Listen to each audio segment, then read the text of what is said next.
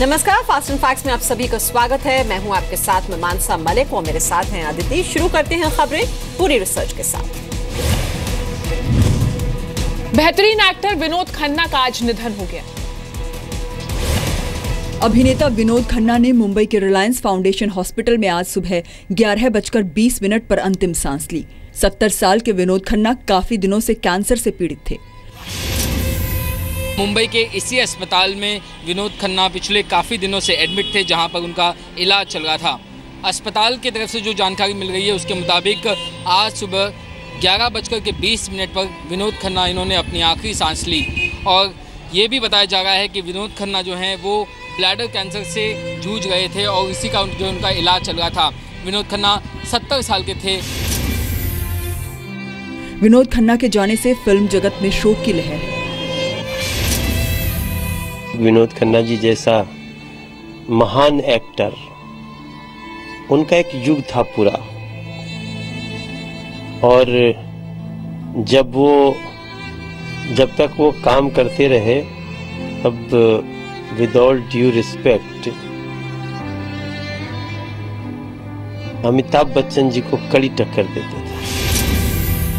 एक role model, एक ऐसे एक्टर जो लोगों को इंस्पायर करता था, जो उनकी शैली थी, उनका जो स्टाइल था। जैसे हमेशा कहते थे उनकी जो वॉक है एक पैंथर वॉक हुआ करती थी, चीते की चाल, जो ऐसे चलता है, जो ऐसा लगता था कि विनोद खन्ना जैसा कोई वॉक करता नहीं है। जो उनका एक उनकी डायलॉग बोलने की कला थी, जो उनकी एक स्टाइल था, स्टाइल आइकॉन मैं कहूँगा उनको। विनोद खन्ना का जन्म 6 अक्टूबर 1946 को पेशावर में हुआ था। 1968 में फिल्म मन का मीत से विनोद खन्ना ने करियर की शुरुआत की। विनोद खन्ना ने दर्जनों सुपरहिट फिल्में दी और कई बार अवार्ड से नवाजे गए। 1982 में विनोद खन्ना ओशो के अनुयायी बने और 5 साल फिल्मों से बाहर अलग रहे। विनोद खन्ना पंजाब के गुरदासपुर से 4 बार लोकसभा सांसद भी रहे।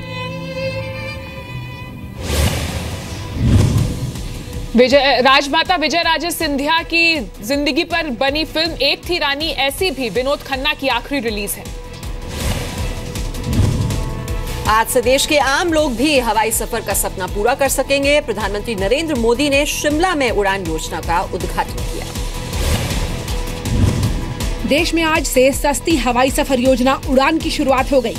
शिमला से दिल्ली के लिए प्रधानमंत्री नरेंद्र मोदी ने पहली फ्लाइट का उद्घाटन किया। अब 1 घंटे और 500 किलोमीटर तक के सफर के लिए आपको सिर्फ 2,500 रुपए ही देने होंगे।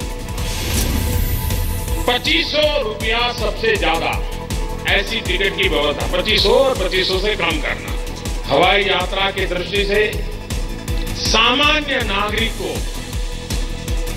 और इसका जो उड़ान नाम है वो उड़े आम नागरिक, उसमें से उड़ान शब्द बना है। और जैसा मैंने कहा, हवाई यात्रा में हवाई चप्पल वाला नजर आना चाहिए। एक एविएशन पॉलिसी बनाएं, कसौटी पर कसे, सारे स्टेक होल्डर्स को उसमें विश्वास में ले और नीति के आधार पर इसके एक्सपांशन की एक डिजाइन तैयार करें। हमारे देश में गरीब व्यक्ति की एक पहचान है, वो हवाई चप्पल पहनता है। और मैंने उस मीटिंग में कहा था कि मैं चाहता हूं कि हवाई जहाज में हवाई चप्पल वाले लोग दिखाई दे।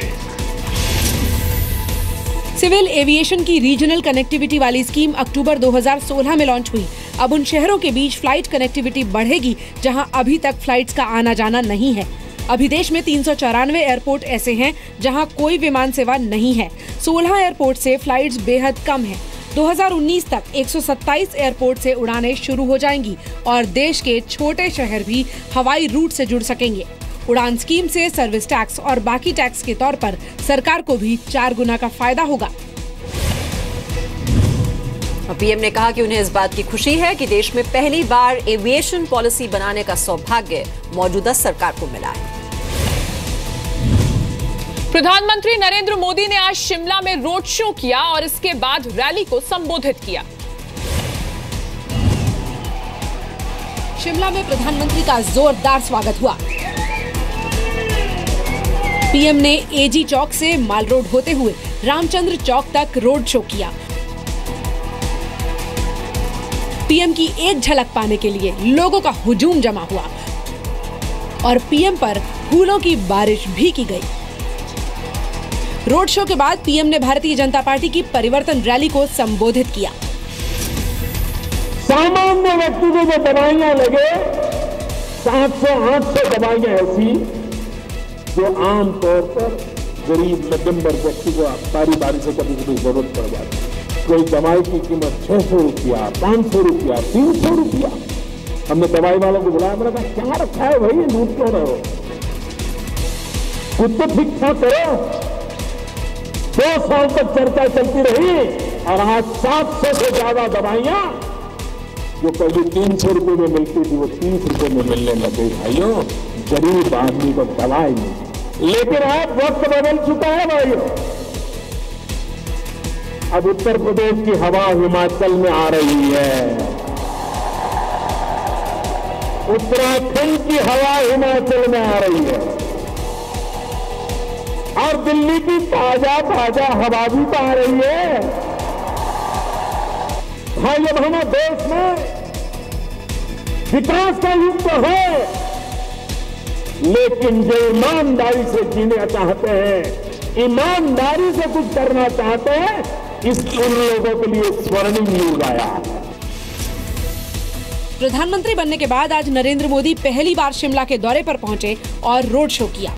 इसी साल नवंबर-दिसंबर में हिमाचल प्रदेश में विधानसभा चुनाव होने वाले हैं। दिल्ली नगर निगम पर कब्जा करने के बाद अब पीएम की नजर हिमाचल प्रदेश पर है।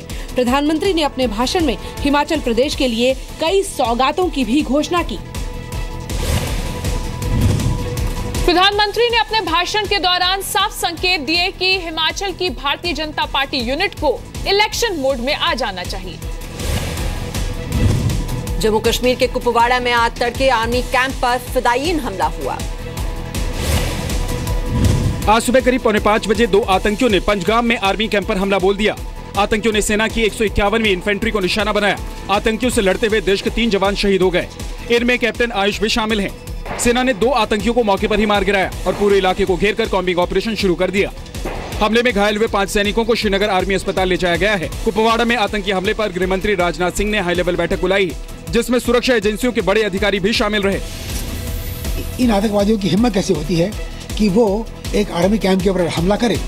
इसका मतलब ये है कि कहीं न कहीं हमारी पॉलिसी जो है ये सॉफ्ट होते जा रही है, ऐसा लगता है। तो ये सॉफ्ट पेडलिंग जो है ये हमने अभी खत्म करना चाहिए और जो आर्मी की बेसिक पॉलिसी है उस पर आना चाहिए, तभी फिर हम आतंकवाद का मुकाबला कर सकेंगे, वरना इन आतंकवादियों की हिम्मत बढ़ती जाएगी। और स्टेट गवर्नमेंट की सीआईडी और स्टेट गवर्नमेंट की इंटेलिजेंस एजेंसी के ऊपर जो दामोदार होता है कि वो गाँव में जब कोई ऐसे लोग घुसे उनको खबर हो और वो उनको पकड़े और उनके धरपकड़ करे। ये काम स्टेट पुलिस का है और ये फौज का नहीं है। जब तक ये स्टेट पुलिस अपने आप को गेयर अप नहीं करेगी, जब तक स्टेट पुलिस की इंटेलिजेंस एजेंसीज अपने आप को गेयर अप नहीं करेंगी, ये जो फिदायीन अटैक है ये ऐसे ही होते रहेंगे। 23 फरवरी 2017 को शोपियां में सुरक्षा बलों पर हुए हमले में 3 जवान शहीद हो गए। 9 फरवरी 2017 को जम्मू के अखनूर में इंजीनियर फोर्स कैंप में हुए हमले में 3 कर्मचारी मारे गए। 13 जनवरी 2017 को सांबा में घुसपैठ की कोशिश नाकाम हुई, 1 आतंकी मारा गया, 5 आतंकी भागे। 14 फरवरी 2017 को उत्तरकाशी में 2 एनकाउंटर वेज में 4 आतंकी मारे गए और 4 सैनिक शहीद हुए। 18 सितंबर 2016 को उड़ी आर्मी ब्रिगेड के हेडक्वार्टर पर आतंकी हमला हुआ, जिसमें 20 जवान शहीद हो गए और 4 आतंकी मारे गए।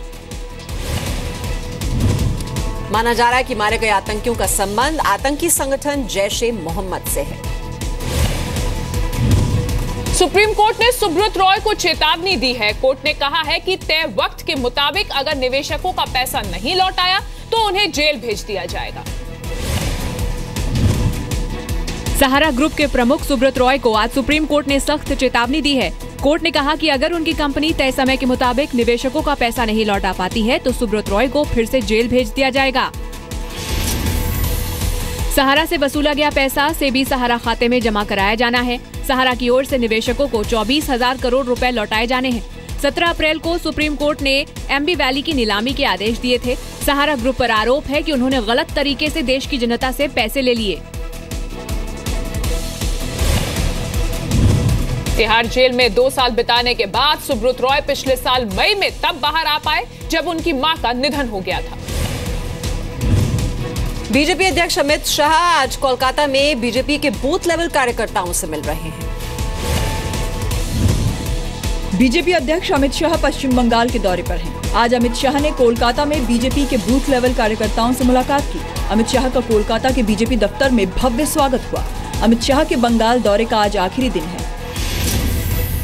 अमित शाह पश्चिम बंगाल के 3 दिनों के दौरे पर हैं। कल वो ममता बनर्जी के विधानसभा क्षेत्र गए और स्लम के लोगों से मिले। शाह ने दार्जिलिंग में एक आदिवासी के घर पर भोजन भी किया। 2019 में होने वाले लोकसभा चुनाव को देखते हुए अमित शाह के इस दौरे को खास माना जा रहा है। कार्यकर्ताओं को हृदय से धन्यवाद कर मैं मेरी बात को समाप्त करता हूँ। भारत माता की, भारत माता की, भारत माता की, वंदे मातरम। और इसी दौरे पर बीजेपी अध्यक्ष अमित शाह कह चुके हैं कि टीएमसी चाहे जितनी कोशिश कर ले, राज्य में कमल खिलकर रहे।